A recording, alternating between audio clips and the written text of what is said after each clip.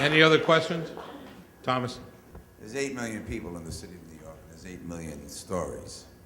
And sitting in this room, I'm sure there's a collection of stories that come from individuals with very humble backgrounds and individuals who have made it. And I think one of the things that we have to recognize is that if you look at the bigger picture, the macro scenario, there is an erosion of the middle class. There is a methodology that has been instituted in Congress for the last 30 years that is gradually beating down the middle class.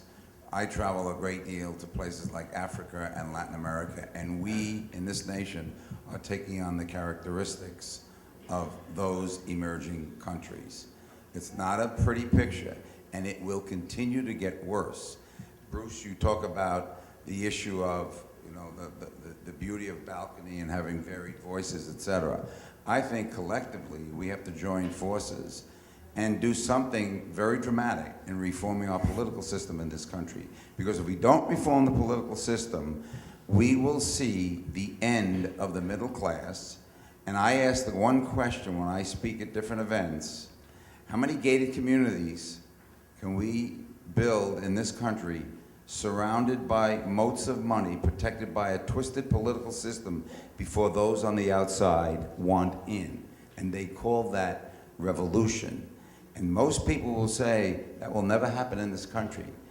But we are all sons and daughters of revolutionaries. We are all sons and daughters of immigrants. And one day, some charismatic individual, some man or some woman is going to step up to the plate and capture the enthusiasm. We've seen an inkling of that with what occurred in the November election.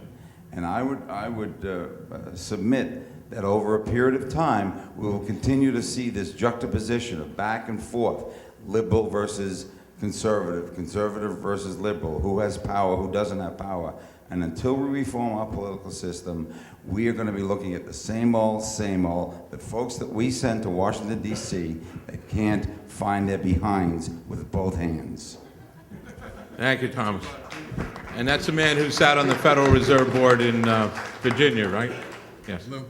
Hi, To our good friend, Dr. Thomas Mackel. Tom, you're right, but it's going to take the we part. We have to do it. The politicians aren't going to do it. We have to do it. We have to, as collective citizens of this country, take our country back. And I would encourage all of you to read my good friend Dr. Mackel's book, When the Good Pensions Go Away. Take a look at that book. It's part of the problem we have. We need to reform the pension system, because you're right. We all yearn for the day when we can retire in dignity. All of us, all stripes. And Tom's wrote a great book on the topic. Thank you for your thoughts, Tom. Thank you, Thomas. And we'll have two more comments. Go ahead. Hi, as a person from Wall Street, capitalism / greed, I think that those, basically, the bankers and everything, and people like that are the people that are giving a lot of people opportunities in terms of trying to get new homes. I mean, it breaks my heart that so many people right now can't even get a home.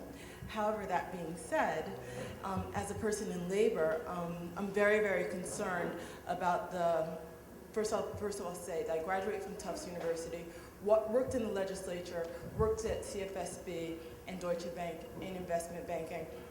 And I remember when I was at Tufts, and I was working on Wall Street, a job at the state was almost laughable. People would be like, would say to you, people that had a good degree, a quote unquote good degree, they were like, oh, what are you doing working for the state? What are you doing that? And now it's come to the point where a lot of people are saying, oh, those state workers, those city workers, look at them, they have pensions. And it's become this problem of, well, we don't have it, so we don't want them to have it either. So therefore, there's like going to almost be like no leveraging. I try to explain that to people when I talk to them and they're working in private sector and they're saying, oh, well, city workers, look at their pensions, they're going to retire with benefits and things such as that. And to sum up, I guess I want to say that there needs to be some type of a dialogue between people and labor. You have like the New York Post, the Wall Street Journal, which is now basically the New York Post, the Daily News, even the New York Times to some degree, to some degree, all talking about state pensions. And the people that I represent, Local 372, they're the poorest workers in the city system, school aides who are heads of households making less than $25,000. And those pensions that they're going to have are going to be like $18,000 perhaps if they retire and put in a hard 20 years with the system. So, and most pensions that people are talking about are from city workers are these lower paid workers. Those higher pensions that they're talking about are like cops pension, I'm not saying, but are cops pensions. People who are in the last 3 years have the ability to work in overtime. A lot of these other people don't even have the ability. So I just want to know, for example, or comment on, if somebody could comment on what we're doing to, people in city government we realize the importance of Wall Street, but what are they doing to make people in Wall Street realize the importance of the city worker? That maybe, like, if you look here, those are the black workers, a lot of the black and minority workers. We're here. How many women and black people, Indian people do you see here?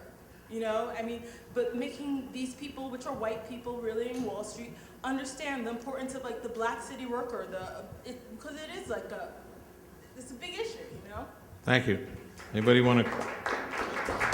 So I think I want to thank everyone for coming, and I just want to thank our balcony help, Diane Masters, Christina Sipacara, Jean Suggs, Therese Crowley, Christina Frost, Tom Buckner, Sherry, and Nessia. And have a happy holidays. We'll see you next year at Bagels, Public Policy, and Rock and Roll, and Tom DiNapoli and John Liu. Have a good day.